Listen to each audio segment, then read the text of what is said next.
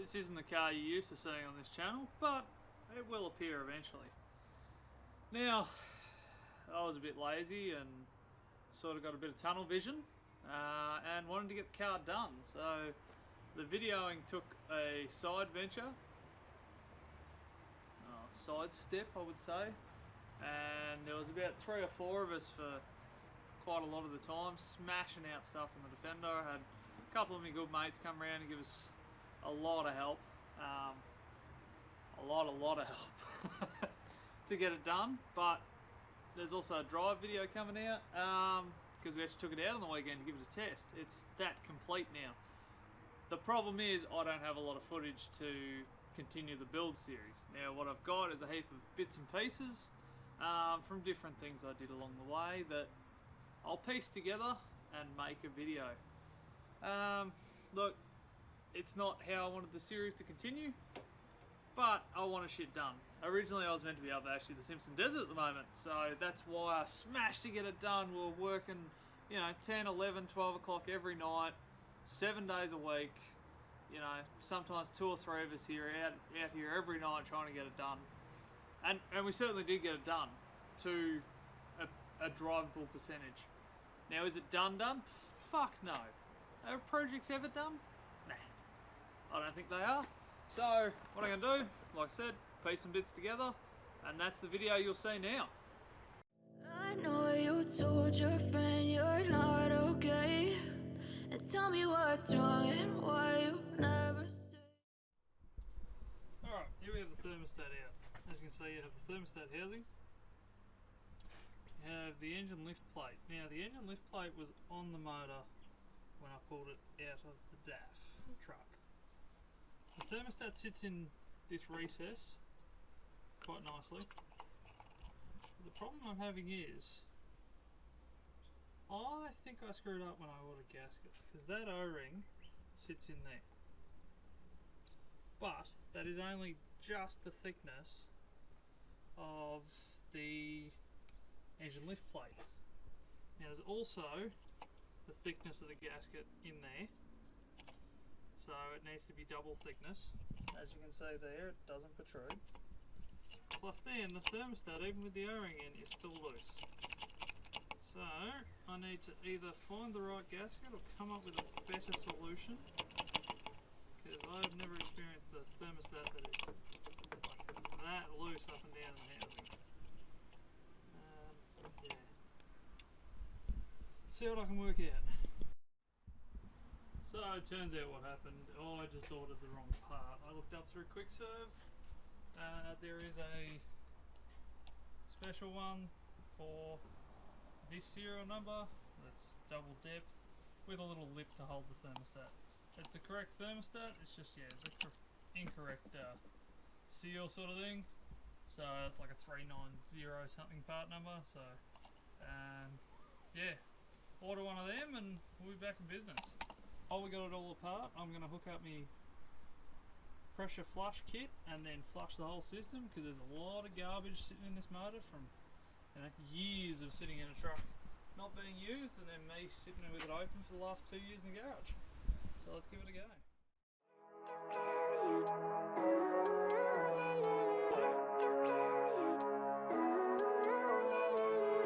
Living life, every day, late at night, not okay. All I want, and I pray, all I need are some better days. Fuck me, I'm looking in the mirror, so foggy, but I've never seen clearer. I don't really think anyone can save me, and honestly I'm not really sure I want saving. I like to be my own worst enemy. There's no risk if you don't try at anything. Alright, well I got myself a road safe kit for the GU, so the part number is SHWBJ14.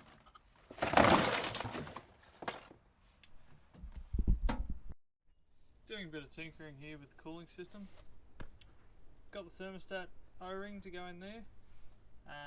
That is a DAF specific part, and every Cummins is different, so look up your engine number on QuickServe, it's free to join. And it works really well, and then you just call Cummins and go, I need this part number, and it works.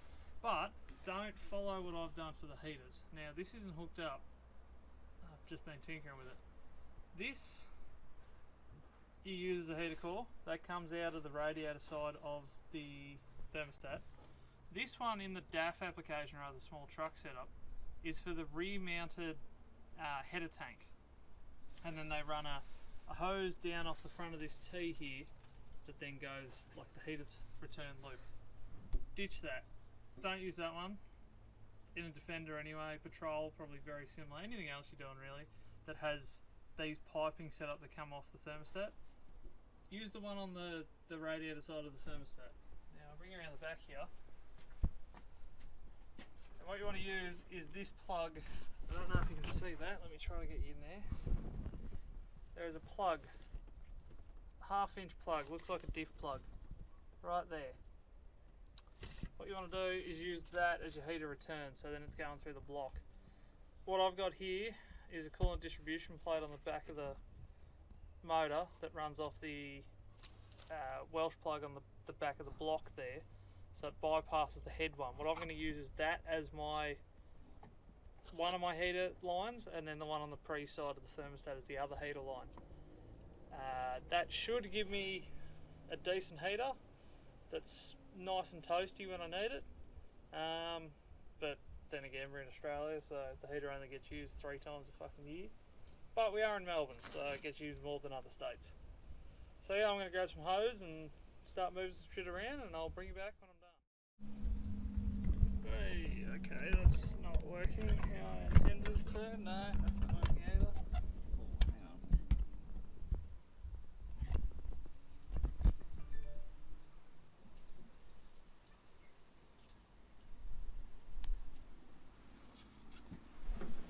hang on. Alrighty, well, I'll set this all back how it's meant to be. Hopefully, I've worked this out in such a way that it all works. No guarantees though.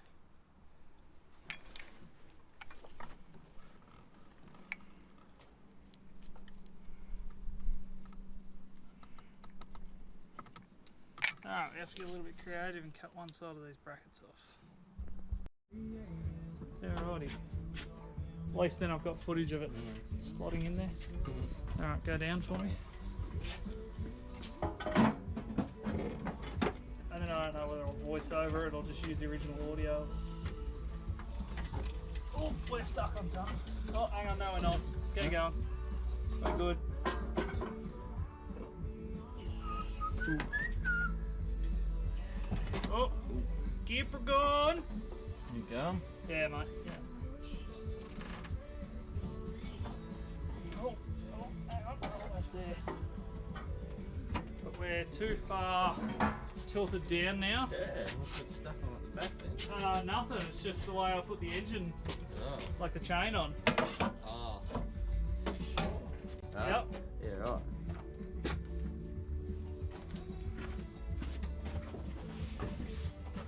Oh no, we're stuck on the floor. Yes. Okay. Okay. What was that? Just a pry bar. Okay. This section of the floor I cut up, so it doesn't really matter. Yeah. Like, I don't know if you can see here, but I cut all the... Oh. Well, I had to make it fit somehow. Yes. Yes. Young man, has you done it right? Oh, yeah. Yeah, it looks pretty good. Yeah. Alright, go up a little bit for me. Yeah. Yeah. This is where those engine filter doodle thingies are good. Yeah. Alright, yeah, no, she's a bit lopsided with the fluffy thing on the side when you're trying to get it to balance. Yeah, especially on a little stand like that. Yeah. I found a thing that's going to work. It's called a motorised sliding deck thing. What you do is you put it on a tripod, and then you set the time frame for like time lapse, and it slowly goes across. So it gives you like a moving Panorama. sort of, yeah, but it's only like either 800 or a metre long, sort of thing. So it's not like massive, but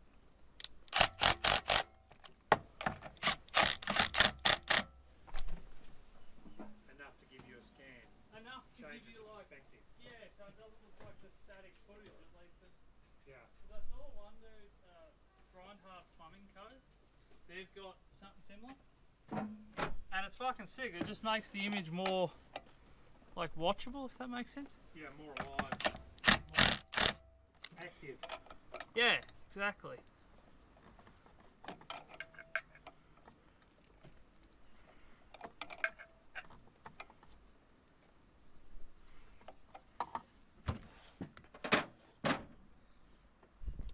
Well, hope you enjoyed that ecliptic collection of clips, I would say, because some of them are from very early on in the build, others are leftovers from other shit.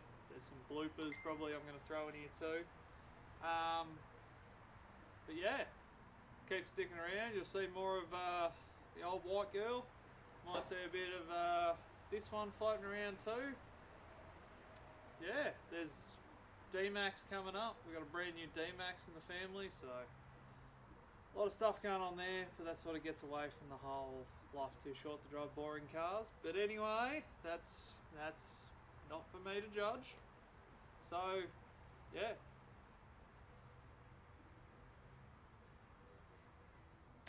Thank you. Don't forget to like, subscribe, and remember, life's too short to drive boring cars.